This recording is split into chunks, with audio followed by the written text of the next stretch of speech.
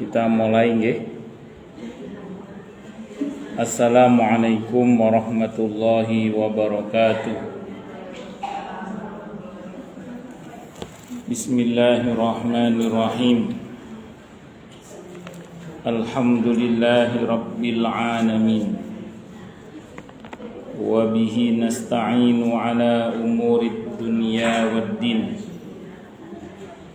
Wassalatu wassalamu ala asyrafil anbiya'i wal mursalin Sayyidina wa habibina wa syafi'ina wa qurrati a'yunina wa maulana Muhammadin wa ala alihi wa ashabihi wa dhurriyyatihi ajma'in, amma ba'du. Ashhadu an la ilaha illallah wa ashhadu anna Muhammadar Rasulullah wa ufawwidu amri ilallah. Innallaha basirum bil ibad. Hasbiyallahu la ilaha illa huwa alaihi tawakkaltu wa huwa rabbul arsyil azim. Qala Allah ta'ala fi kitabihil karim hikayatan an nabiyillahi Musa alaihi salam. Rabbi shrah li sadri wa yassir li amri wahlul 'uqdatam min lisani yafqahu qawli. Para asatidah, para ibu-ibu sekalian, hafizani wa hafizakunallah, wabil khusus segenap pengurus majelis taklim ibu-ibu Masjid Baitul Jihad, yang semoga pengurusnya dan jamaahnya selalu dalam naungan rahmat, barokah, perlindungan serta bimbingan Allah Subhanahu wa ta'ala. Amin, Allahumma amin, insyaallah. Dan tentu saya doakan semoga kemuliaan ibu-ibu sekalian selalu dijaga dan tingkatkan terus oleh Allah Subhanahu wa ta'ala sebagai seorang muslimah, sebagai seorang istri, sebagai seorang ibu, dunia hingga syurga. Amin, Allahumma amin, insyaallah. Allahumma inna nas'aluka ilman nafi'ah wa rizqan thayyiba wa amalan mutaqabbala wa fatahallahu lana futuhal arifin. Allahumma inna na'udzubika min ilmin la yanfa' wa amalin la yurfa' wa qalbin la yakhsha' wa du'a la yusma'. Allahumma ati anfusana taqwaha wa zakkiha anta khairu man zakkaha anta waliyuha wa maulaha. Amin, Allahumma amin, insyaallah. Ibu-ibu sekalian, hafizani wa hafizakunallah, masih melanjutkan kajian kita kitab At-Tadhkirah karya Al-Imam Al-Qurtubi rahimahullah rahmatan wasi'ah wa rahimallahu ulama al-muslimin. Cocok. Qala al-muallif rahimahullahu ta'ala wa nafa'ana bihi wa bi'ulumihi fid dharain amin. Bismillahirrahmanirrahim. Halaman 696 di pada subbab tentang bersedekah dengan baik, meninggalkan dunia dan gemar beriktikaf di masjid, melancarkan perjalanan di atas sirat. Kalau sebelumnya itu dikutip hadis yang kata Al-Wa'ili, hadis ini gharib, tapi gharib isnadnya tapi matannya hasan. Maksudnya kalau bahasa kita mungkin sanadnya gharib, asing, tapi matannya, teks hadisnya baik-baik saja. Ada istilah yang lain, ada hadis itu dhaif tapi maknanya sahih. Nah, itu ada juga yang begitu. Artinya andaikan diamalkan hadis ini nggak ada masalah karena isinya tidak bertentangan dengan dalil-dalil yang sahih, kira-kira gitu, atau dengan dalil-dalil yang hasan. Ajarkan sunnahku kepada manusia meskipun mereka tidak menyukainya. Ngajari anak makan pakai tangan kanan, masuk ke kamar kecil kaki kiri, keluar kaki kanan, baca doa bismillah, selesai hamdalah, masuk kamar mandi kamar kecil, Allah berdoa Allahumma inni a'udzubika minal khubuthi wal khaba'is, keluar mengucap ghufranak atau alhamdulilladzi adhaba 'anil adza wa afani, dan seterusnya.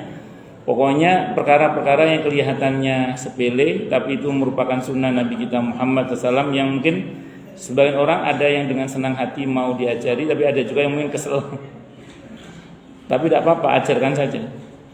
Saya masih ingat dulu kalau saya masih kecil, kalau dikasih sesuatu atau minta sesuatu pakai tangan kiri, sama orang tua dibilang boten pareng, ayo asto sing sae.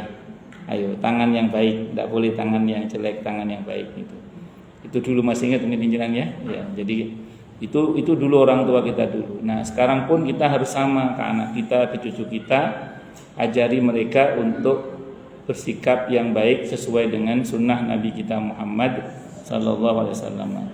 Dari mengajarkan perkara yang sepele-sepele itu, ini faedahnya di antaranya. Dan jika kamu ingin tidak dihentikan di atas sirat sekejap mata pun sampai kamu masuk surga, maka janganlah kamu mengada-ada sesuatu dalam agama Allah dengan pendapatmu. Maksudnya pendapat yang berdasarkan hawa nafsu ya. Tapi kalau berdasarkan ijtihadnya seorang mujtahid dan berdasar pada ketentuan yang memang sesuai dengan dasar yang benar, maka itu tidak bisa disebut sebagai sesuatu yang mengada-adakan. Karena dianggap sesuatu itu mengada-adakan kalau asalnya tidak ada terus diadakan dan tidak ada dasar hukumnya. Kalau masih ada dasar hukumnya, itu tidak bisa disebut dengan mengada-adakan. Termasuk ketika itu berdasar ijtihad para ulama, apalagi sampai menjadi ijma' ulama. Karena kalau ijtihad seorang mujtahid itu tidak bisa disebut dengan pendapat yang berdasarkan hawa nafsu. Tapi kalau berdasar kejahilan, kebodohan, apalagi kepentingan, itu baru namanya berdasarkan hawa nafsu. Makanya kalau saya termasuk yang sependapat dengan pendapat yang mengatakan kita tidak boleh gegabah mengatakan sesuatu itu bid'ah untuk sesuatu yang para ulama di dalamnya masih terjadi khilaf, beda pendapat.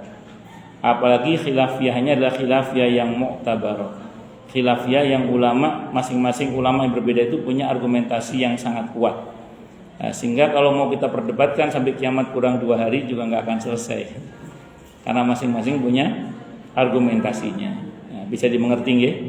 Apalagi kalau kita baca pendapat Al-Imam Ahmad Ibnu Taimiyah rahimahullah, di situ beliau mengatakan bahwa yang namanya bid'ah atau sesuatu yang diada-adakan itu adalah sesuatu yang tidak ada dasar syariatnya, kata Ibnu Taimiyah.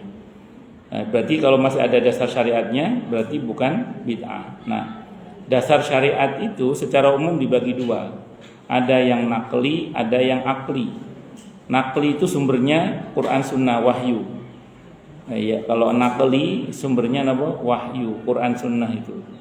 Kalau akli sumbernya adalah ijtihad. Akli sumbernya apa? Ijtihad. Di situ ada ijma', ada qiyas, ada istihsan, ada istishab, ada maslahah mursalah, ada saddud dzari'ah, ada syar'u man qablana, ada macam-macam. Nah, jadi kalau masih ada dasar dari situ berarti tidak serta-merta disebut dengan apa? Bid'ah itu. Sehingga saya sering tanya orang terkait dengan beberapa hal yang ulama masih ada khilaf di dalamnya, saya sering sampaikan hati-hati, jangan gegabah mengatakan itu bid'ah. Bahwa Anda tidak sepakat tidak apa-apa, tapi buru-buru menstempel itu bid'ah dan pelakunya dianggap sebagai ahli bid'ah, ngerinya nanti itu kembali pada dirinya sendiri. Jadi ngerinya nanti kembali pada dirinya sendiri. Karena ada sekelompok orang itu anti maulid Nabi, tapi pas syekhnya, hari kematian syekhnya diadakan seminar, kajian dan macam-macam. Ya, jadi dia anti haulnya ulama-ulama di Nusantara, tapi kematian gurunya, syekhnya, diadakan acara seminar beruntun seolah-olah seperti ngahauli juga. Ya, jadi ini hati-hati. Akhirnya apa yang mereka ucapkan kembali pada diri mereka sendiri. Hati-hati, ya. Hati-hati. Jangan gegabah lah pokoknya. Jangan gegabah. Bahwa tidak sepakat tidak apa-apa, tidak sependapat tidak apa-apa. Tapi jangan gegabah mengatakan sesuatu itu bid'ah dan pelakunya terus kita stempel sebagai ahlul bid'ah. Bahwa bid'ah itu ada, iya, tapi gegabah mengatakan itu bid'ah itu sebuah kesalahan. Sebagaimana salah itu ada, tapi gampang menyalahkan itu bermasalah, gitu nggih. Kayak ketentuan kufur kafir itu ada, tapi gampang mengkafirkan itu bermasalah. Ngoten nggih. Jadi intinya itu aja pesannya itu. Silakan. Ini beda dengan yang mengatakan bahwa Bagus. Ketika dikatakan kullu bid'atin dholalah wa kullu dholalatin finnar. Hadis itu lanjutannya adalah kullu bid'atin dholalah wa kullu dholalatin, tidak kembali kepada wa kullu bid'atin. Sehingga para ulama itu kan dalil umum. Dalil khususnya adalah yang dimaksud dengan bid'ah yang dolal itu di neraka adalah bid'ah yang dolal berarti. Bukan bid'ah yang tidak dolal, tapi bid'ah yang dolal. Bid'ah yang dolal itu bid'ah yang tidak sesuai dengan tuntunan syariat, bahkan bertentangan dengan tuntunan syariat. Sambil contoh gini misalnya. Nah ini contoh aja. Ini perkataan Sayyidina Umar. Nanti apa yang saya katakan ini bisa dicek di dalam fikih sunnah Sayyid Sabiq terkait dengan sholat tarawih ya. Terkait dengan sholat tarawih. Saat itu di masa Sayyidina Umar radhiyallahu anhu sholat tarawih itu dimanage sedemikian rupa tiap malam di awal malam 23 rakaat dengan satu imam Ubay bin Ka'ab radhiyallahu anhu. Kita 11 Ustaz ambil diskon 60% berarti ya. Ambil diskon 60%. Tapi saya nggak mau debat soal itu, yang penting jangan ngebut itu aja. Nah, saya mau sampaikan dulu gini. Ketika Sayyidina Umar melihat kejadian itu, apa komentar beliau dalam riwayat yang ada dalam fikih sunnah itu? Beliau mengatakan ni'matil bid'atu hadi. Bid'ah yang bagus ya kayak gini, kata beliau itu. Sesuatu hal yang baru yang di masa Nabi belum ada dilakukan, tapi beliau mengatakan ini bagus, kata beliau. Itulah kenapa Imam Syafi'i itu mengatakan ada istilah bid'ah mahmudah, ada bid'ah madmumah. Ada bid'ah yang terpuji, ada bid'ah yang tercela. Itu Imam Syafi'i yang mengatakan. Nah, sambil contoh yang paling konkret di masa para sahabat. Kalau di masa Nabi oke lah, sebagian mengatakan sunat takririah macam oke, saya nggak bahas itu. Di masa sahabat yang Nabi tidak pernah terjadi dan sahabat tidak ada yang menentang sama sekali karena mereka punya pandangan seperti Sayyidina Umar radhiyallahu anhu.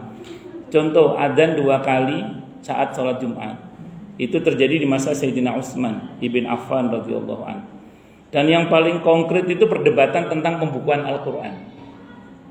Jadi dengan monggo lah yang ngaji ulumul Qur'an di pada bab tentang tadwinul Qur'an, kodifikasi Al-Qur'an itu monggo dibaca nanti riwayatnya. Bagaimana Sayyidina Umar radhiyallahu anhu itu berkata kepada Sayyidina Abu Bakar As-Siddiq radhiyallahu sebagai khalifah saat itu, ya Amirul ya Abu Bakrin monggo, ya Khalifata Rasulillah. Beliau Abu Bakar gelarnya bukan Amirul Mukminin ya, karena gelar Amirul Mukminin itu baru di masa Sayyidina Umar. Kalau Abu Bakar gelarnya Khalifatu Rasulillah SAW. Ya Khalifata Rasulillah. Ini para penghafal Quran pada gugur sebagai syahid. Tidak semua muslimin hafal kitab sucinya. Saya khawatir nanti muslimin tidak kenal kepada kitab sucinya. Bagaimana kalau ini kita tulis, kita kodifikasi, kita bukukan maksudnya. Kalau tulisannya sudah ada, tapi pembukuannya belum ada. Terus kata Sayyidina Abu Bakar As-Siddiq radhiyallahu anhu, bagaimana mungkin saya melakukan sesuatu yang tidak pernah dilakukan di masa Rasulullah Muhammad SAW. Berarti apa? Abu Bakar takut bid'ah ya. Oke, lihat ini, diskusinya nanti kita lihat diskusinya. Terus kemudian berarti Abu Bakar takut berbuat sesuatu yang belum pernah dilakukan di masa Nabi kita Muhammad SAW. Berarti beliau takut bid'ah. Akhirnya apa yang terjadi? Sayyidina Umar ngasih argumentasi. Ini kemaslahatan umum yang mendesak untuk diwujudkan. Walaupun teks Quran sunnahnya nggak ketemu, tapi ini mendesak untuk diwujudkan. Kenapa? Karena muslimin penghafal Quran banyak yang syahid, sementara tidak semua muslim hafal kitab sucinya. Itu apa Bu namanya Bu? Teks Quran sunnahnya nggak ketemu, tapi ini kemaslahatan umum yang mendesak untuk diwujudkan. Itu kalau bahasa Arabnya apa itu? Kemaslahatan kan maslahah. Teks Quran sunnahnya nggak ketemu berarti apa? Mursalah, terlepas dari Quran sunnah. Itu namanya maslahah mursalah. Sayyidina Umar pakai dalil maslahah mursalah, bukan pakai dalil Quran sunnah enggak. Jadi beliau pakai dalil maslahah mursalah. Ini ada kemaslahatan umum yang mendesak untuk diwujudkan. Teks Quran sunnahnya nggak ketemu, di masa Nabi nggak pernah terjadi. Apa yang terjadi akhirnya? Abu Bakar sependapat. Berarti tidak bid'ah untuk sesuatu yang di masa Nabi tidak pernah terjadi, tapi ada landasan hukum yang lain di luar Quran dan Sunnah yang berdasarkan ijtihad tadi, bahwa ini ada analisa kemaslahatan umum yang mendesak untuk diwujudkan, tapi teks Quran Sunnahnya nggak ketemu. Yaitu tadi kekhawatiran akan muslimin tidak mengenal kitab sucinya kalau nggak dibukukan. Akhirnya Abu Bakar sepakat. Kalau kita baca dalam sejarah di situ, Sayyidina Abu Bakar As-Siddiq radhiyallahu dan Sayyidina Umar radhiyallahu mendatangi kepala sekretaris Nabi kita Muhammad SAW dan menyampaikan usulan itu. Apa jawaban Zaid bin Sabit radhiyallahu? Saya tidak mungkin melakukan sesuatu yang tidak pernah dilakukan di masa Rasulullah Muhammad SAW. Berarti sama, takut bid'ah juga beliau. Takut bid'ah juga Zaid bin Sabit radhiyallahu. Akhirnya Abu Bakar menjelaskan, Sayyidina Umar menjelaskan, apa kurang lebih penjelasannya? Ini ada kemaslahatan umum yang mendesak untuk diwujudkan, teks Quran sunnahnya nggak ketemu. Apa kemaslahatan umum ini? Banyaknya muslimin penghafal Quran yang terbunuh sebagai syahid, gugur sebagai syahid, sementara banyak muslimin yang tidak hafal kitab sucinya. Maka kita khawatir mereka tidak mengenal kitab sucinya kalau tidak kita bukukan. Itu maslahah mursalah. Akhirnya Zaid bin Sabit sepakat menyetujui. Berarti ini bukan lagi bid'ah. Kenapa? Karena ada landasan hukumnya, namanya apa? Maslahah mursalah. Nah, terus kemudian akhirnya diforkan ke seluruh pemegang mushaf, termasuk para istri Nabi kita Muhammad SAW. Karena Nabi itu punya kurang lebih 50-an lebih sekretaris Nabi itu. Di antara pemegang lembaran Al-Quran itu saat itu adalah para istri Nabi. Sebagian para istri Nabi kita Muhammad SAW dikumpulkan semua pemegang suhuf atau lembaran-lembaran Quran itu sepakat bahwa pertimbangan maslahah mursal sepakati dan diforkan kepada seluruh sahabat, sepakat semuanya, sehingga derajatnya naik menjadi ijma' sahabat. Nah, namanya apa? Ijma' sahabat. Nah, ijma' itu juga dalil, dasar hukum Islam. Nah, begitu jadi ijma' sahabat, terus dibukukanlah Al-Quran sampai sekarang. Yang awal mulanya nggak ada titiknya, nggak ada harokatnya, terus belakangan ada titiknya, ada harokatnya. Jadi hadis itu Bu, sependek yang saya pelajari, yang dimaksud dengan kullu bid'atin dhalalah wa kullu dhalalatin finnar itu adalah bid'ah yang dhalalah. Jadi bukan bid'ah yang mahmudah atau bukan bid'ah yang sesuai dengan tuntunan syariat. Karena nanti kalau kita bicara nanti dinamika perkembangan Islam, kita tahu ya, Islam itu nanti berkembang ke wilayah di luar Arab. Ada beberapa wilayah yang terislamkan, terarabkan seperti Mesir. Mesir itu kan aslinya Afrika. Terus kemudian dia menjadi terislamkan, terarabkan. Terus kemudian ada yang terislamkan tapi tidak terarabkan seperti Persia. Sekarang Iran itu dulu terislamkan tapi tidak terarabkan. Sampai sekarang mereka juga tidak terarabkan. Tapi kalau Mesir terislamkan, terarabkan. Bahkan bahasa aslinya hilang mereka itu, bahasa Qibti hilang itu. Nah, singkat kata singkat cerita, di situ muslimin mulai berhadapan dengan tradisi-tradisi. Nah, tradisi ini kan beberapa tidak pernah terjadi di masa Nabi kita Muhammad SAW. Maka ulama ada kaidahnya. Berangkat dari firman Allah di surah Al-A'raf ayat 199 itu. Wa'mur bil 'urfi wa'rid 'anil jahilin. Perintahlah dengan 'urf dan berpalinglah dari orang-orang yang jahil. Apa 'urf itu? Kebaikan yang terkait dengan ruang dan waktu. Kalau usul fikih menyebutnya dengan al-'adah, kebiasaan. Al-'adah muhakkamah, kebiasaan itu bisa jadi landasan hukum asal sesuai dengan syariat. Maka al-'adah itu dibagi dua, ada al-'adah as-salihah, ada al-'adah al-fasidah. Ada tradisi yang sesuai dengan syariat, ada tradisi yang bertentangan dengan syariat. Yang sesuai dipakai. Yang tidak sesuai ditinggalkan. Itu dalam Islam. Makanya kalau kita ngaji usul fikih, insya Allah sih kita tidak akan jadi orang yang gampang menyalahkan orang lain, insya Allah. Nah, cuman kan kadang sebagian kita ini tidak dewasa dalam mensikapi perbedaan, sehingga kadang, mohon maaf, gampang sekali ngasih stempel yang buruk kepada saudaranya sesama muslim. Saya ulang ya, tidak sepakat tidak apa-apa, tapi jangan buru-buru ngasih stempel. Maksudnya nggih, stempel yang nggak bagus maksudnya gitu. Diskusinya panjang sih, butuh 5 SKS kira-kira. Lanjut. Kita itu kemarin ya, jadi nggak usah saya ulang. Anda udah, insya Allah kemarin udah saya jelaskan. Sekarang kita masuk di bab baru ini, bersedekah dengan baik. Bersedekah dengan baik ini maksudnya bagaimana? Pertama, niatnya harus ikhlas tentunya karena Allah. Yang kedua, yang diberikan itu paling enggak baik, tidak harus yang paling baik. Islam tidak menuntut yang paling baik untuk dikeluarkan, tapi cukup yang baik. Kalau mau yang lebih baik silahkan. Contoh. Ibu mau zakatul fitri pakai beras. Kan ada orang yang bilang kita zakatnya pakai beras yang kita makan. Sependek yang saya tahu sih nggak gitu ya konsepnya ya. Tapi dengan beras yang baik yang saya tahu, kalau mau ngasih yang lebih baik silakan. Karena gini, maaf, di antara ibu-ibu kan ada yang udah nggak makan beras kan. Terus pakai apa Pak? Mau pakai kentang nih, mau pakai buah zakatnya nggak bisa kan, harus putul balat kan. Oke. Atau beberapa ibu-ibu makannya sudah bukan lagi beras putih tapi beras merah atau beras hitam sebagian. Tidak semua fakir miskin mau beras hitam kan? Yang mau kan berkutut kalau beras hitam itu. Artinya nggak semua orang siap menerima beras kita kalau kita paksakan berinfak dengan beras yang sesuai yang kita makan. Makanya kata-kata dengan beras yang kita makan itu tolong dicek kembali deh fikihnya apa betul begitu, karena yang saya tahu adalah beras yang baik, makanan pokok satu negeri yang baik.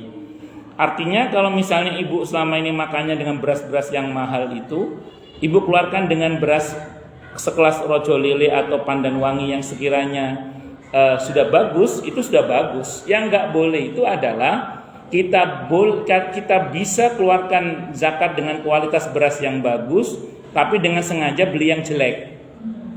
Nah, itu yang nggak boleh itu. Kita bisa keluarkan yang bagus, tapi sengaja keluarin yang jelek. Nah, itu yang nggak boleh. Kayak kurban juga sama. Ada kelas super yang harganya sekian juta kambing maksudnya ya.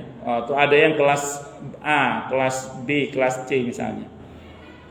Ibu kuat beli kelas yang super, tapi ibu sengaja keluarkan yang kelas yang bagus tapi masih A lah, yang masih A kan yang masih bagus lah. Yang masih bagus itu A lah misalnya itu. Kita keluarkan yang kelas A yang masih bagus.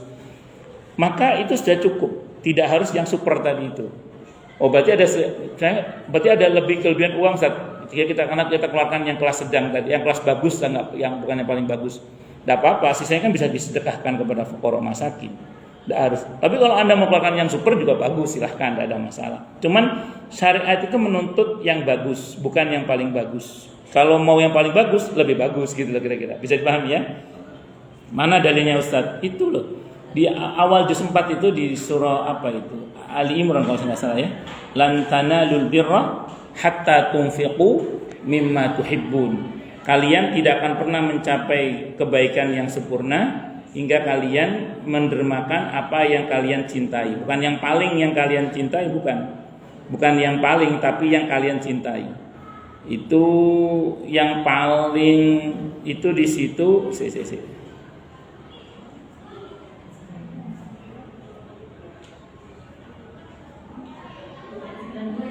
Nggih, Ali Imran nggih.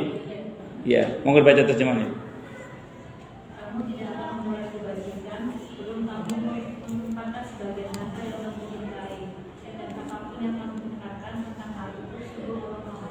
Iya. Allah cukupkan dengan yang kamu cintai, bukan yang paling kamu cintai, karena itu sudah cukup. Kalau kita mau lebih bagus lagi, bagus, tidak ada masalah, silahkan. Kalau mau yang lebih bagus lagi, bisa dipahami ya? Nah, terus cara menyampaikannya juga baik, karena ada orang itu niatnya mungkin ikhlas, insya Allah ya. Terus kemudian yang dia keluarkan baik juga, insya Allah. tapi cara menyampaikannya nggak baik. Misalnya Pak Ustadz, mohon maaf, disampaikan disertai dengan penghinaan misalnya. Penghinaan ini bisa dengan kata-kata atau dengan perbuatan. Kalau dengan kata-kata misalnya, nih dasar miskin loh, naudzubillah ya, itu dengan penghinaan. Atau dengan sikap yang menghinakan, itu maksudnya tidak baik. Saya pernah tahu. Kalau ini saya nonton di berita, ada orang bagi-bagi zakat di daerah Probolinggo kalau nggak salah itu. Per orang saat itu sekian puluh tahun yang lalu kejadiannya, per orang itu dapat 39.000 kalau nggak salah itu. Per orang, satu orang miskin, itu orang rebutan untuk dapat itu, yang mati 21 orang. Dibagi-baginya cuma 39.000, sing mati selekor. Itu gak bener katanya. Terus saya pernah tahu sendiri juga. Tapi kan alhamdulillah udah nggak terjadi lagi. Mudah-mudahan karena dia berbaginya lebih terhormat ya, lebih menghormati ke fakir miskin. Atau sudah nggak berbagi lagi, nggak tahu. Dulu ada di Harapan Indah itu, di dekat rumah saya sih sebenarnya. Cuma saya nggak kenal orangnya, karena dia Harapan Indah depan ya. Itu dulu kalau saya mau kuliah subuh, kan berangkatnya sebelum subuh itu di pinggir-pinggir jalan tuh sudah banyak orang masakin ngantri tidur di jalan, nunggu dia mau bagi-bagi, nggak tahu zakat apa sedekah apa, saya nggak paham. Dan itu sering dulu itu, sering. Saya itu miris sama diri saya, ya Allah jangan gini. Yang mau mengundang fakir miskin dengan cara seperti ini. Jadi di depan rumahnya sampai sepanjang jalan itu kanan kiri itu banyak orang-orang fakir miskin yang sampai tidur-tidur pinggir jalan. Demi supaya dapat antrian pertama, Bu piye nggak kepaham, untuk dapat bagian kupon atau bantuan, saya nggak paham itu. Dan itu sering itu dulu. Karena alhamdulillah nggak pernah saya lihat lagi, nggak tahu apa sudah berubah caranya atau malah sudah nggak pernah bantu lagi sekarang, saya nggak tahu, wallahu a'lam bishawab. Nah itu terjadi. Kita jangan begitu. Kalau berbagi dengan cara yang memuliakan fuqara masakin, atau terutama anak-anak yatim kalau kita undang itu muliakan. Karena jangan sampai kita masuk dalam ayat kalla bal la tukrimunal yatim. Jangan begitu, kamu itu tidak memuliakan anak-anak yatim. Maka kalau kita datangkan mereka, datangkan dengan cara yang baik, ya, dilayani dengan cara yang baik. Jadi jangan karena mentang-mentang mereka adalah anak-anak yatim atau orang-orang miskin, lantas kita perlakukan dengan cara yang tidak terhormat. Walaupun jangan berlebihan juga. Kalau berlebihan nanti mereka juga bingung, mereka ikut juga mereka itu. Ya, jadi disambut dengan cara yang sewajarnya dan sepatutnya dengan prinsip memuliakan. Sesuai dengan kadar mereka. Karena orang, mohon maaf, kalau orang tidak terbiasa terus dimuliakan secara berlebihan juga bingung juga, kikuk juga itu, malah bingung gak karu-karuan itu. Sebenarnya dimuliakan sesuai dengan standar pemuliaan yang sewajarnya untuk mereka, itu seperti itu. Terus kemudian meninggalkan dunia dan gemar beriktikaf di masjid, melancarkan perjalanan di atas sirat. Meninggalkan dunia ini harus saya terangkan. Sebenarnya Islam itu tidak mengajarkan kita untuk anti terhadap dunia. Karena tidak ada perjalanan menuju ke akhirat kecuali melalui dunia. Cuman lebih tepatnya Islam itu mengajarkan kepada kita untuk menjaga jarak terhadap dunia agar kita tidak tertipu oleh dunia. Kita diperintah oleh Islam untuk menguasai dunia dan bukan dikuasai oleh dunia. Itu aja sih sebenarnya. Makanya kan dalam Islam ada syariat sholat, supaya kita ini menjaga jarak dengan dunia. Tidak di tengah-tengah kita kerja dengan aktivitas duniawi itu, tiba-tiba masuk waktu sholat, seolah-olah mobil ayo ingat akhirat, jangan lupa. Nah, di tengah-tengah kita bekerja, tiba-tiba kita ingatkan dengan sholat. Atau dalam aktivitas tahun ada masa di mana selama 1 bulan kita menjaga jarak dengan dunia di siang hari dengan cara berpuasa. 10 hari terakhir kita beriktikaf sebagian kita. Itu namanya kita berlatih menjaga jarak dengan dunia. Supaya kita tidak terlena dengan dunia, supaya kita tidak tertipu oleh dunia. Bisa dimengerti ya? Nah, kayak mungkin saya pernah buat satu analogi gini ya. Konsep tentang bahwa dunia itu menipu, bahwa dunia itu seperti bangkai dan macam-macam itu kan hakikat dunia yang diajarkan dalam Islam, hakikat dunia. Itu disampaikan supaya kita tidak tertipu oleh dunia. Terus bagaimana konsep kita ini menjadi mulia melalui dunia yang kita miliki dan macam-macam, itu akan sulit dipahami oleh orang-orang yang tidak mengerti hakikat dunia. Supaya kita mengerti hakikat dunia, kita harus membuat jarak dengan dunia itu. Saya sering membuat contoh ini, kalau bosan ya bilangkan, nanti saya buat contoh yang lain. Tanpa bermaksud menghina ya. Anak-anak kecil, remaja atau orang dewasa yang dari kecil memang lahir di Bantar Gebang, itu kalau berada di sana mereka pakai masker atau enggak? Tutup hidung apa enggak mereka itu? Enggak. Kenapa? Karena mereka sudah terbiasa dengan aroma di situ.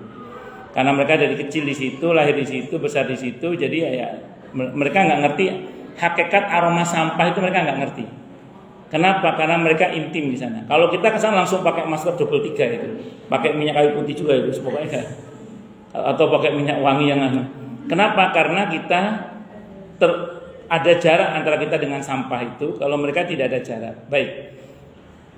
Coba anak-anak kecil yang lahir di situ, yang sekarang usianya udah SMP misalnya gitu ya, atau SMA, dicomot 10 orang deh. 10 orang kita comot, kita ajak ke hotel bintang 5.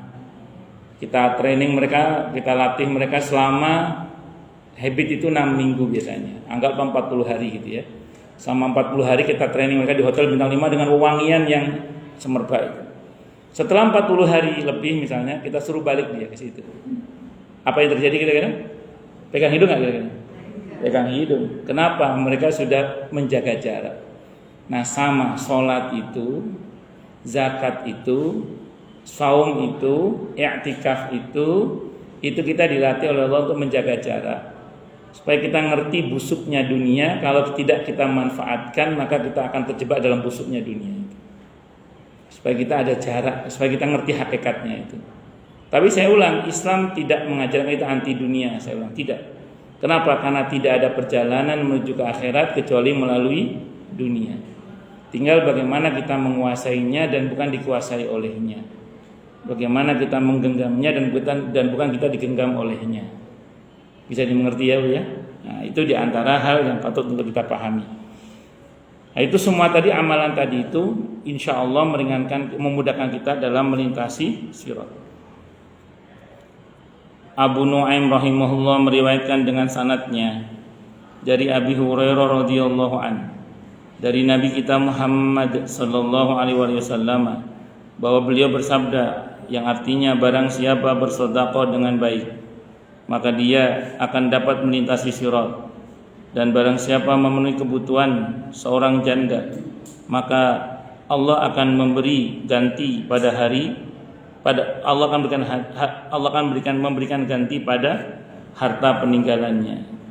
Kata Abu Nuaim, hadis ini gharib dari Muhammad dan hanya diriwayatkan oleh Sulaiman, seorang diri dari Musa. Tapi terlepas dari apakah ini gharib atau gharib itu asing bukan dhaif ya. Tidak semua hadis yang gharib itu dhaif, walaupun kebanyakan kalau gharib dhaif.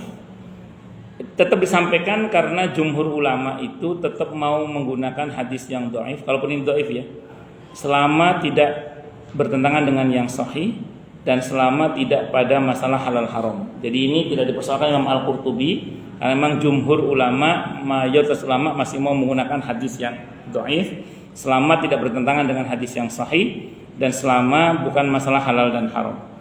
Apalagi dalam mazhab Syafi'i itu hadis dhaif dipakai yu'mal lil fadail, bisa dipakai untuk masalah fadilah-fadilah amal. Terlepas dari itu ya, tapi maknanya kurang lebih begini ini. Jadi orang yang bersedekah dengan sedekah yang baik, termasuk juga memenuhi kebutuhan seorang janda. Kalau sedekah sudah saya bahas tadi, sekarang memenuhi kebutuhan seorang janda. Di sini tentu yang tidak menimbulkan fitnah maksudnya ya. Tapi kalau yang dimaksud adalah untuk menimbulkan fitnah, yang dapat menimbulkan fitnah maksud saya, tentu itu tidak dibenarkan. Nah, umumnya janda itu punya anak. Anaknya namanya apa? Yatim. Umumnya janda itu punya anak, anaknya apa? Yatim. Nah, jadi kalau si bapak tadi tulus membantu, itu nggak akan tebang pilih. Jadi yang dipilih semua, mau janda tua, janda muda, semuanya dibantu. Jadi bukan dipilih yang muda-muda saja dengan tujuan yang potensial menimbulkan apa tadi? Fitnah. Dan akan lebih baik kalau membantunya itu dipersaksikan supaya tidak menimbulkan fitnah. Kalau saya pribadi itu kan dulu ada yang biasa nyupirin saya itu ya. Nah itu apa namanya, otomatis pun udah meninggal, istrinya kan otomatis janda. Itu ketika ada bantuan dengan izin Allah yang diamanahkan melalui saya, itu saya biasanya minta istri saya yang menyampaikan. Jadi bukan saya yang menyampaikan itu, supaya tidak menimbulkan apa tadi, fitnah. Itu seperti itu. Jadi yang menyampaikan istri saya, bukan saya. Jadi itu supaya tidak terjadi fitnah. Jadi dipersaksikan itu. Terus kemudian akan diberi ganti, saya kira semua sedekah akan diganti oleh Allah dengan kelipatan 10, 100, 700 bangga hingga tak berhingga. Dan Abul Qasim Al-Khatali menceritakan dari Abu Amr Utsman ibn Sa'id Al-Antaqi, dari Ali bin Haitham, dari Ibrahim ibn Bashar, dia berkata, telah menceritakan kepada kami seorang syekh yang dipanggil dengan nama panggilan Abu Ja'far. Dia berkata, saya pernah bermimpi seakan-akan saya berdiri di beberapa jembatan neraka jahanam. Saya lihat di sana suatu kengerian yang besar. Maka saya berpikir dalam hati bagaimana cara melewati jembatan ini. Tiba-tiba ada orang berkata di belakangku, "Hai hamba Allah, letakkan barang bawaanmu dan berangkatlah." Saya bertanya, "Apa barang bawaanku?" Dia berkata, "Tinggalkan dunia dan menyeberanglah." Al-Khatali juga menceritakan dari Abu Bakar Khalifah, Al-Haris ibn Khalifah, dari Amr ibn Jarir, dari Ismail ibn Abi Khalid. Sebelum imam ini saya mau terangkan dulu ya, yang tadi ya, meninggalkan dunia. Saya ulang ya, bukan anti dunia. Saya ada beberapa syariat dalam Islam itu di mana kita disyariatkan untuk melepaskan. Saya ulang ya, ada beberapa syariat dalam Islam itu di mana kita disyariatkan untuk melepaskan. Di antaranya zakat, infak, sedekah, wakaf, hibah, hadiah. Bisa dimengerti ya? Nah, itu di antara bentuk syariat melepaskan. Bayar utang itu syariat melepaskan itu. Jadi atau membayar kewajiban-kewajiban yang lain seperti bayar IPL. Ya, itu termasuk apa? Syariat melepaskan. Ada beberapa hikmah. Yang pertama, kata para ulama, kita ini nanti akan berpisah dengan raga kita ini. Kita yang roh itu nanti akan pisah dengan raga kita. Bahkan akan terpisah dengan keluarga kita di dunia ini dalam proses sakaratul maut, kematian itu. Kita akan terpisah dengan harta kita, kekuasaan kita, jabatan kita dan macam-macam. Kalau hati kita sudah terbiasa melepaskan dalam bentuk tadi, sedekah, hadiah, hibah, zakat, bayar utang dan macam-macam, maka harapannya pas hari kematian itu, karena kita sudah terlatih melepaskan, kita juga akan dengan ridho melepaskan badan kita untuk ruh kita lanjut ke alam berikutnya. Sehingga kita diseru dengan seruan, ya ayyatuhan nafsul mutmainnah irji'i ila rabbiki radiyatan mardiyah. Fadkhuli fi ibadi wadkhuli jannati. Semoga kita termasuk yang itu. Amin insyaallah. Terus tadi dikatakan lepaskan bebanmu dan berjalan menyeberanglah. Ternyata suruh melepaskan dunia. Saya teringat, dan insyaallah masih ada mungkin di IG itu videonya tentang orang Afrika menangkap monyet pakai botol. Saya pernah nonton videonya saya. Jadi orang Afrika itu kalau mau nangkap monyet itu pakai botol. Botol itu dimasuki kacang di dalamnya. Botol dimasukin kacang. Botolnya gede juga sih, dimasukin kacang. Botol beling itu dimasukin kacang. Terus botol itu dikubur di gundukan tanah. Jadi ada gundukan tanah gitu, dilobangi, dikuburlah itu botol itu. Sehingga kemudian si monyet itu tahu kalau di dalam botol itu ada kacang, maka dia mengambil merogoh. Begitu kacang itu bisa diambil, kan mau dikeluarin itu, tangannya nggak bisa keluar. Tadinya bisa masuk, tapi nggak bisa keluar. Kenapa? Karena dia menggenggam kacang itu. Sebenarnya dia bisa lepas dari botol itu sebenarnya, asal dia mau melepas kacang itu. Tapi dia nggak mau melepas, ini terus. Akhirnya ditangkaplah dia oleh orang-orang Afrika itu. Jadi andai kan dia mau melepas dunia itu ke masjid, musola, majelis taklim dan lain-lain, sebenarnya lancar hidupnya di akhirat nanti dia. Cuma karena dia nggak pernah ngelepas, alias poli pakai dal. Nah, udah akhirnya. Maka bersyukurlah pada Allah bagi siapapun di antara kita yang punya kesadaran untuk melepas dunia itu, tentu dengan kaidah ilmu ya, bukan melepas seluruhnya dalam pengertian yang ngawur itu enggak, tapi dalam pengertian yang dengan dasar ilmu yang benar. Intinya bersyukurlah pada Allah bagi siapapun yang punya kesadaran untuk melepas pada hal yang memang harus dilepas terkait dengan ketentuan yang memang sepatutnya untuk kita lepas. Dalam bentuk tadi zakat, infak, sedekah, hadiah, hibah, wakaf, bayar utang dan lain-lain. Nah, orang yang genggam nggak mau bayar utang itu resiko nanti itu ketangkep malaikat juru adab, naudzubillah min syarri dzalik. Lepaskan. Kalau dilepaskan insya Allah selamat. Nah, cuman membuat orang mengerti seperti ini kan sulit kalau dia tidak pernah membuat jarak dengan dunia itu. Karena mereka tidak mengerti hakikat dunia itu. Nah, makanya Quran kan nyindir banyak orang yang bersikap pelit itu mengira bahwa pelit itu baik bagi mereka. Padahal itu buruk bagi mereka. Justru kalau kita mau lepaskan untuk kebaikan, itu justru itulah yang baik. Allahu Akbar. Al-Khattali juga menceritakan dari Abu Bakar Khalifah Al-Haris Ibn Khalifah, dari Amr ibn Jarir, dari Ismail ibn Abu Khalid, dari Qais ibn Abi Hazim, dia berkata, saya pernah mendengar Abu Darda radhiyallahu anhu berkata kepada anaknya, hai anakku, janganlah kamu tinggal selain di masjid, karena masjid adalah rumah orang-orang bertakwa. Saya telah mendengar sabda Rasulullah Muhammad SAW, barang siapa berumahkan masjid, maka Allah menjamin akan memberinya ketenangan, rahmat, dan bisa melintasi sirat. Walaupun riwayat ini lemah ya, tapi kemungkinan ini maknanya sahih. Kenapa? Karena tadi saya katakan jumhur ulama tidak mempersoalkan untuk hadis yang dhaif terkait selama tidak bertentangan dengan hadis yang sahih, selama bukan masalah halal haram, apalagi dalam mazhab Syafi'i itu yu'mal lil fadhail. Karena kalau kita bicara hadis dhaif itu masih ada kemungkinan itu adalah hadis, beda sama hadis palsu. Saya katakan bahwa hadis ini membenarkan mimpi yang kami sebutkan tadi, karena barang siapa tinggal di masjid dan menjadikannya rumah, dia akan berpaling dari dunia dan penduduknya dan menghadap ke akhirat serta berupaya untuk memperolehnya. Nah, pertanyaannya, menjadikan masjid sebagai rumah itu bagaimana? Saya mau tanya sekarang. Yang bersabda itu kan Rasulullah Muhammad SAW dan para sahabatnya. Nabi dan para sahabatnya ini ahli masjid, ahli masjid. Tapi pulang juga enggak? Ya pulang lah.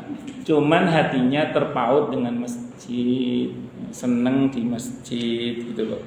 Jadi bahkan digambarkan Nabi baru keluar ke masjid aja sudah berpikir kapan kembali ke masjid. Jadi orang yang bertakwa itu betah berlama-lama di masjid untuk beribadah kepada Allah. Kalau bukan karena ada kewajiban yang lain dalam bentuk anak, istri, mencari nafkah, barangkali akan tetap di masjid, kira-kira gitu. Nah, saking betahnya di masjid untuk beribadah kepada Allah. Jadi bukan mencari wifi gratis, bukan. Allahu Akbar. Jadi itu nggih.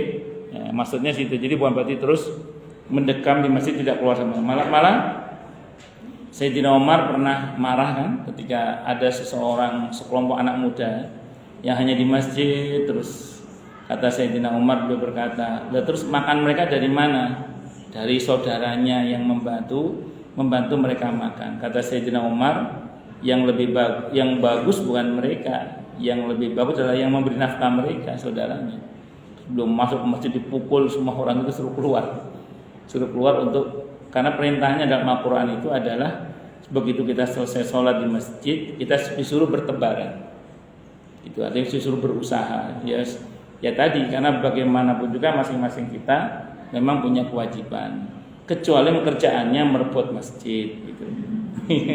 Ya, pekerjaannya kan ngapel masjid dan macam-macam. Tapi ada masa di mana kita beriktikaf seperti 10 hari, 20 hari atau beberapa hari, itu sah-sah saja, tidak ada masalah. Itu pun yang saya baca ya. Saya baca dari sifat i'tikafnya Nabi kita Muhammad SAW. Itu Nabi ternyata selama 10 atau 20 hari menjelang wafat 20 hari beliau iktikaf di masjid itu bukan Nabi tidak keluar sama sekali. Nabi keluar tapi pulangnya nggak ke rumah, pulangnya ke masjid. Jadi beliau dikunjungi oleh istrinya, kadang antar istrinya pulang sampai pagar, kadang sampai rumah tapi pulang lagi, jenguk orang sakit, mendamaikan orang yang bertikai, itu Nabi. Jadi kalau misalnya ada yang saya tahu sini itu kemarin yang aktif iktikaf itu suaminya Bu Uska itu, mana orang gak ada? Pak siapa suaminya Bu Uska itu? Nah, ya itu beliau full di sini iktikaf kemarin itu, sama bapak yang sholat di belakang itu, Pak siapa itu, nah, itu juga full iktikaf di. Iya biasanya. Ya itu tidak ada masalah kan, ambil jeda waktu. Ya yang kesini istrinya yang menjenguk. Nah, kalau misalnya terpaksa keluar tidak apa-apa, tapi harus segera pulangnya itu ke masjid, bukan pulang ke rumah.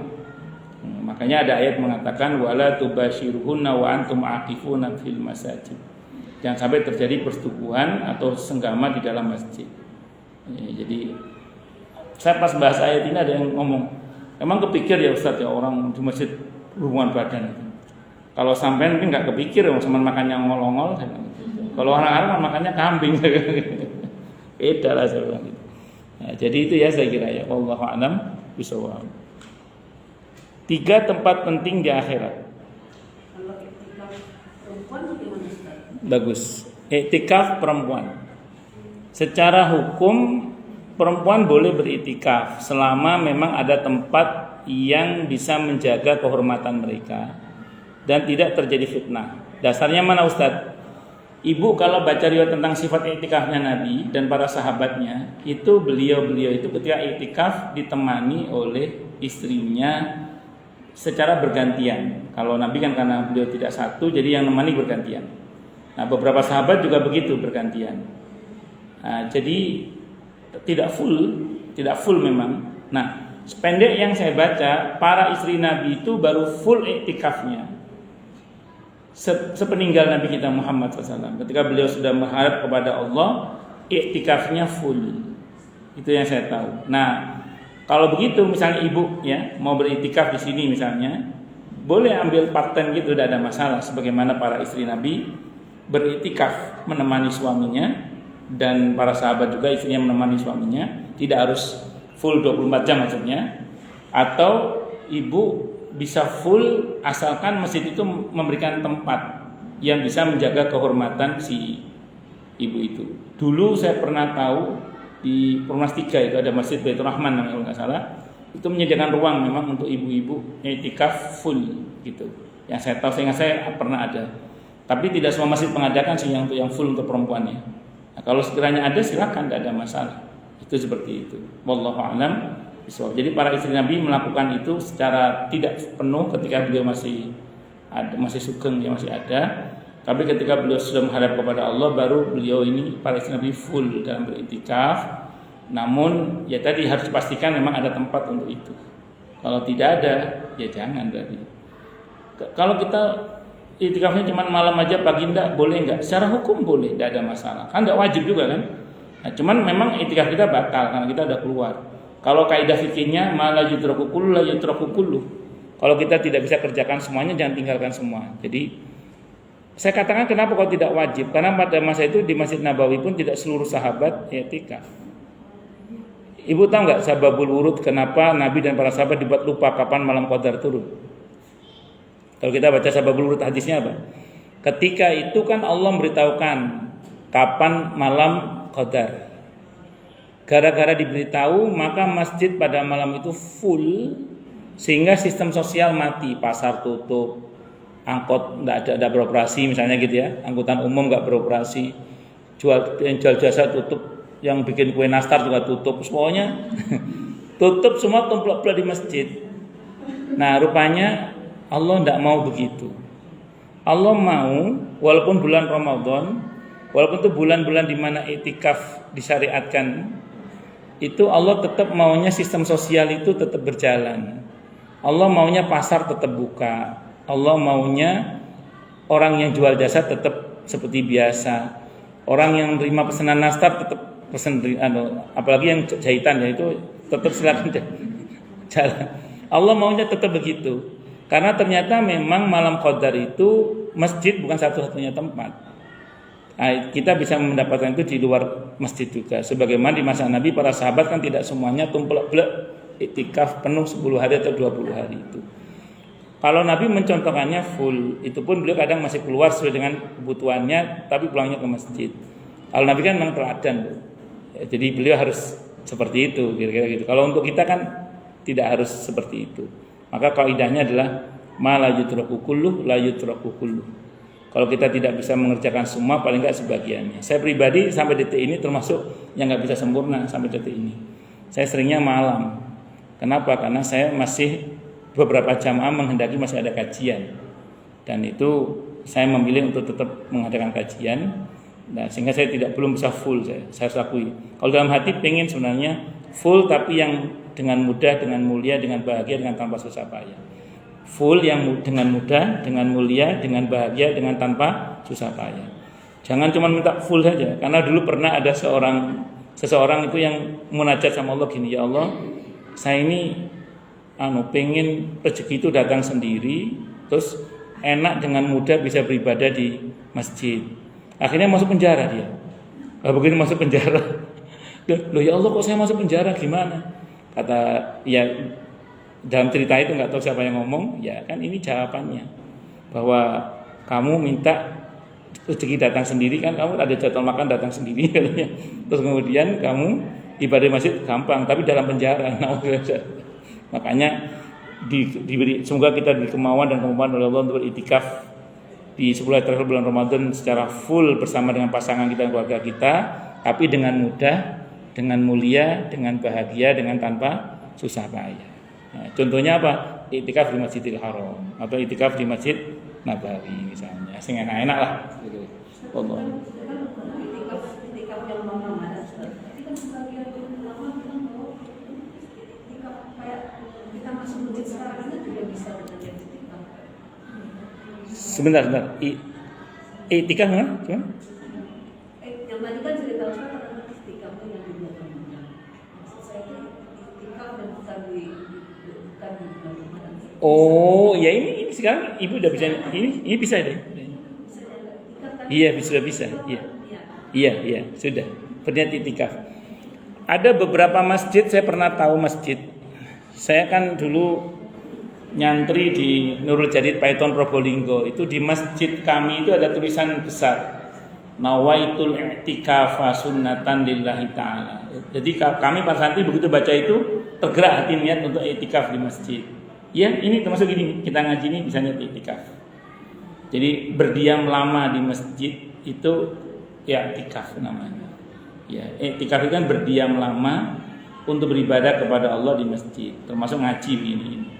Kalau ngerumpi nggak masuk ya. Ya bisa. Kalau itu masuk. Kalau itu masuk. Mudah-mudahan masuk dalam situ. Mudah-mudahan. Ya ibu ngaji begini sudah menjaga jarak dengan dunia kan? Jam segini anaknya ngapain biasanya?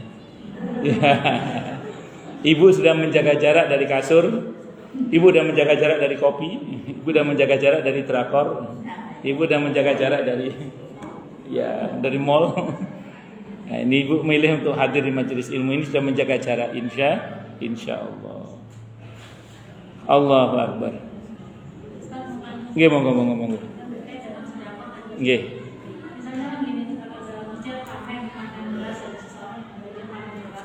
Nggih. Menurut dia itu kurang bagus untuk dimakan sendiri itu. Jadi makanya dikasih sama orang itu gimana? Apakah boleh apa? Nggih. Bagus. Ada orang panen beras, panen padi. Panen padi. Ternyata hasilnya kurang bagus. Terus intinya yang bersangkutan boten kerso makan kan, nggak mau makan. Sementara tahu jenengan bahwa di luar sana banyak orang yang membutuhkan. Dibagian boleh nggak boleh, tidak ada masalah. Karena itu bukan berniat membagian yang buruk, bukan. Tapi pertimbangannya daripada mubadir. Sementara di luar sana banyak orang yang membutuhkan, mending saya kasih ke orang. Sama begini loh bu, jenengan punya koleksi baju bekas yang masih bagus, punya koleksi tas bekas yang masih bagus. tidak bermaksud memberikan yang jelek, cuman kalau ditumpuk di rumah kan mubadir khawatirnya. Nah, daripada sementara pas memang ada donasi baju bekas yang layak pakai, nah, terus di samping mungkin kita tetap memberikan yang baru, tapi kita juga sisipkan yang bekas tadi siapa tahu masih bermanfaat, maka itu insya Allah tidak termasuk yang buruk dalam pengertian yang itu. Apalagi memang yang kita berikan sesuatu yang mereka cari. Ada orang keliling kampung itu biasanya cari beras karak. Beras karak itu beras yang sudah dikeringkan untuk pakan ternak. Bahkan ada orang keliling-keliling itu cari roti yang sudah berjamur. Nah, saya pernah tahu itu, ternyata itu untuk pakan bebek. Jadi kalau kita kasih roti yang sudah berjamur, dia malah seneng. Kenapa? Memang itu yang dia cari untuk pakan ternak dia gitu. Nah, jadi ada orang-orang tertentu yang memang dia mencari itu, bukan mencari yang baru memang. Nah, yang begini-begini nggak ada masalah. Jadi dalam konteks yang Ibu contohkan tadi itu insya Allah nggak ada masalah. Yang nggak boleh itu gini loh, kita itu ketika mau ngeluarin sedekah dengan sengaja memilih beras yang jelek. Itu yang nggak boleh. Padahal kita punya kemampuan memberikan yang baik. Bahkan kita bisa memberikan yang paling baik. Tapi yang paling baik kita tidak diharuskan, yang baik sudah cukup. Nah, ini kan konteksnya Ibu bukan sengaja membeli beras yang jelek, tapi ini panen memang sedang kurang bagus. Sehingga daripada kita buang, mubadir gak karuan, sementara banyak orang yang memang masih mau insya Allah, ya sudah kita berikan ke orang lain, tidak ada masalah. Saya kira itu. Wallahu a'lam bishawab. Yang saya tahu itu pokoknya kalau kita dengan sengaja secara mental itu ngeluarin yang jelek itu. Ada kita mampu memberikan yang baik. Saya kira wallahu a'lam bishawab. Mungkin lebih baik lagi hasilnya supaya kita suka. Oh iya, jadi kita keluarkan yang bagus plus sama yang itu sebagai bonusnya. Ya, bagus juga. Kayak itu loh Bu, donasi baju bekas. Kita berikan yang baru juga sesuai dengan kemampuan kita keluarkan yang pantas, tapi kita beri juga yang mungkin yang sudah lama tapi masih layak pakai gitu. Kalau istri saya itu kadang gini ya, kadang gini ada makanan yang nggak kemakan, khawatirnya segera expired, terus apa namanya itu ya habis masa ya apa namanya ya itulah itu. Terus kemudian kalau mau ngasih ke orang langsung kadang khawatir gimana, terus sama istri dan dibungkus yang rapi, yang bagus sama istri saya itu, terus ditaruh di atas bak sampah yang di depan rumah. Jadi bukan bak sampah yang kotor itu kan. Saya di rumah itu punya bak sampah yang plastik itu, taruh di atas itu. Ya kalau mau dibuang silahkan, mau diambil juga silahkan. Ternyata beberapa kali itu hilang terus sampai ketahuan sama istri saya orangnya itu. Terus, oh bapak mau, iya Neng mau, anak-anak juga. Mohon maaf Pak, ini insya Allah sih masih bagus. Cuman saya mau ngasih ke orang, saya takut itu. Nah, ternyata masih ada yang mau juga itu.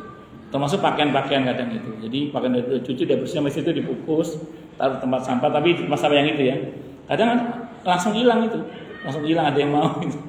Karena mau ngasih langsung kadang malu. Kalau itu bukan berniat kita memberi yang jelek, bukan. Tapi karena di rumah wis numpuk. Ini kalau dibuang langsung takutnya malah mubadir. Siapa tahu ada yang mau taruh di situ. Ternyata masih banyak yang mau itu. Alhamdulillah. Ya, di samping insya Allah kita juga dengan sengaja memberikan yang masih bagus. Itu seperti itu. Saya kira nonton Ibu Anita. Yang bagus kita keluarkan, yang itu juga kita keluarkan. Wallahu a'lam bishawab. Kok nggak bagus berasnya kenapa? Soalnya kalau saya setidak bagus-bagusnya kalau beras baru itu enak biasanya.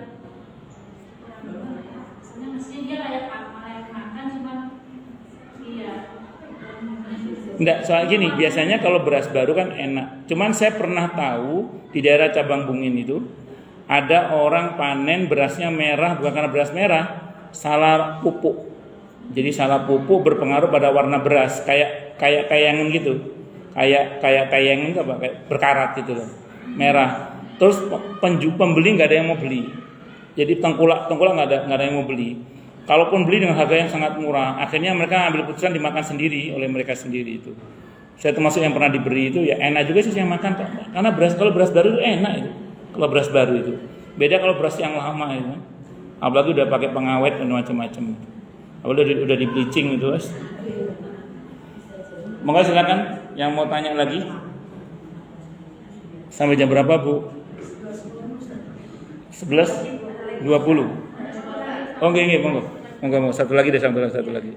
Saya pernah dengar Ustaz, apakah kita katanya kita tidak perlu berdoa memohon digunakan saat maut. Jadi cukup husnul khotimah dibaca karena kami pun juga mengalami sakaratul maut. Jadi gimana Ustaz? Ada orang yang ngomong gitu ya. Jadi kita tidak perlu berdoa memohon digunakan saat sakaratul maut karena kami pun mengalami sakaratul maut. Jadi cukup berdoa memohon husnul khotimah. Ya boleh sih kalau ibu mau begitu. Ya betul, boleh. Tapi kalau ibu tidak mau begitu, ya ibu minta sama Allah agar Allah mahawin alaina fi sakaratil maut. Apa jeleknya berdoa kan tidak ada masalah tuh? Iya. Jadi kalau ibu berdoa agar diringankan saat sakaratul maut, saya kira tidak ada masalah. Sebagaimana kalau ibu tidak mau berdoa itu juga silakan saja, tidak ada masalah. Kayak gini loh, ada orang jangan minta kemudahan sama Allah. Minta dimampukan, dikuatkan kita ini gitu. Ada begitu. Ya silahkan, tidak apa-apa. Nggak minta kemudahan silahkan. Mintanya dikuatkan, tidak apa-apa, silahkan.